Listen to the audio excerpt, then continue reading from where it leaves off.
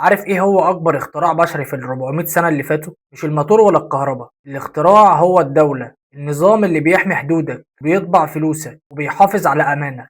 طب تخيل لو قلتلك ان الموجة اللي جاية عشان تهد الاختراع ده من اساسه. مصطفى سليمان النهاردة بياخدنا لحتة خطر جدا، منطقة اسمها انهيار السيطرة. ايه اللي هيحصل لما التكنولوجيا تخلي اي جماعة او فرد أقوى من أي حكومة، ولما السيادة اللي بنسمع عنها في الأخبار تبقى مجرد حبر على ورق؟ النهاردة هنشوف في بين السطور إزاي الدولة القومية داخلة على أكبر اختبار في تاريخها. جهز نفسك لأن الحلقة دي قوية جدا. بص يا صديقي، الدولة قايمة على حاجة واحدة: احتجاز القوة. يعني الدولة هي الوحيدة اللي من حقها تمتلك جيش وتمتلك معلومة وتتحكم في الاقتصاد. مصطفى سليمان بيقول إن الموجة دي بتعمل حاجة اسمها تشتيت القوة. زمان لو كنت عايز تهد دولة كنت محتاج جيش وطيارات ودبابات، النهاردة انت محتاج لابتوب وشوية ذكاء اصطناعي وحبة اكواد. التكنولوجيا دي بتبني قوة موازية للدولة، قوة ما بتسألش عن الباسبور ولا بتعترف بأي حدود. سليمان بيسألنا: هل الدولة لسه قادرة تحمينا فعلا، ولا بقت عاملة زي السور القديم اللي أي حد يقدر ينط من عليه؟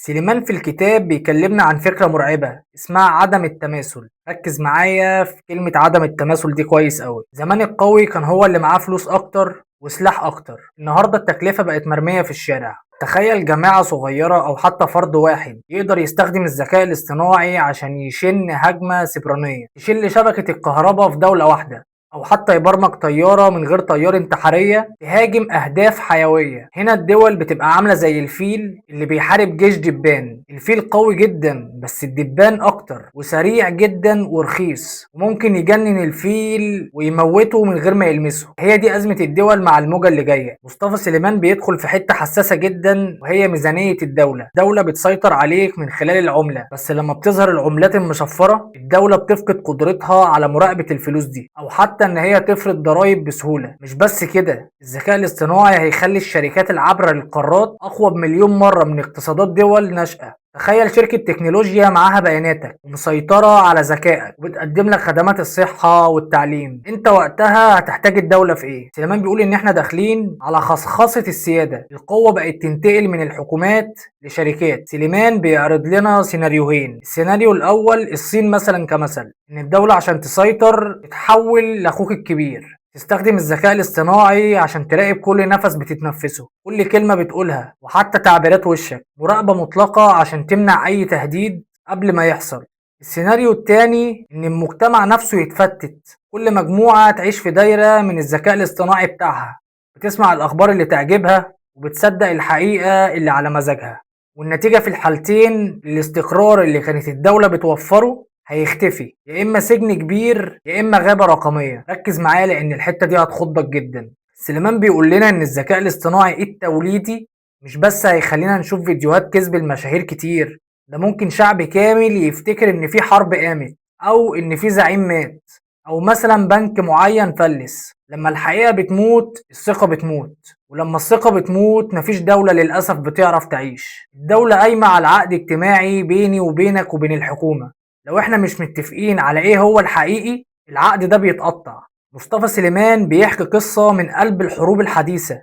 بيقول ان احنا داخلين على عصر الأسلحة الفتاكة اللي هي اصلا بتشتغل لوحدها.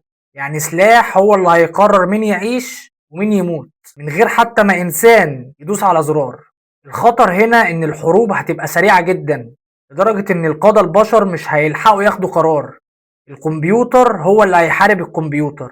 والسؤال هنا مين اللي هيتحاسب لما الآلة دي تغلط، ولما تكون التكنولوجيا دي رخيصة لدرجة ان اي جماعة تقدر تمتلك جيش من الروبوتات؟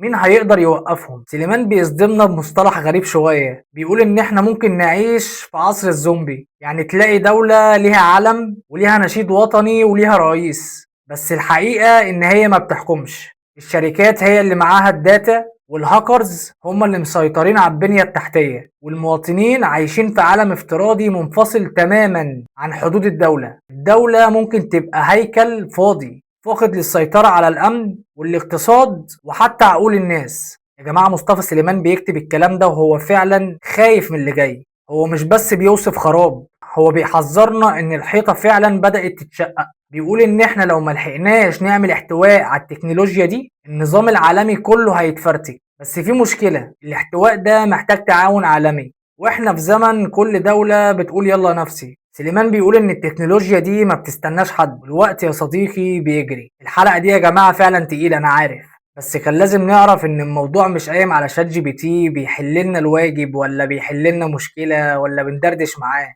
الموضوع ان القوة في العالم بتتعجن من اول وجديد. الدول اللي كنا بنفتكرها ثابتة وما بتتهزش بقت النهاردة قدام منافس واحد ملوش ملامح وملوش عنوان وموجود في كل مكان. انا مش بقول شعر والله، ده حقيقي. السؤال مش هل الدول هتتغير ولا لأ، احنا هنعيش ازاي في عالم القوة فيه متوزعة على مليارات الأجهزة. احنا كده وصلنا لنقطة النهاية في الرعب. شفنا الموجة وشفنا الوحوش وشفنا انهيار السيطرة، لكن هل في أمل؟ مصطفى سليمان بيقول بس الأمل ده محتاج 10 خطوات. في الحلقة الجاية والأخيرة هعرفك خطة النجاة، ازاي نحتوي الموجة قبل ما تغرقنا، وازاي نحمي جنسنا البشري من الانقراض الرقمي. انا عبد الله فتحي، ودي قناتكم وبيتكم التاني بين السطور. لو خايف على مستقبلك الحلقة دي لازم تفهمها كويس، وما تنساش تتفرج على الحلقة اللي جاية، وما تنساش تعمل لايك لو الحلقة عجبتك، وتعمل اشتراك في القناة عشان في حاجات كتير هتعجبك الفترة الجاية.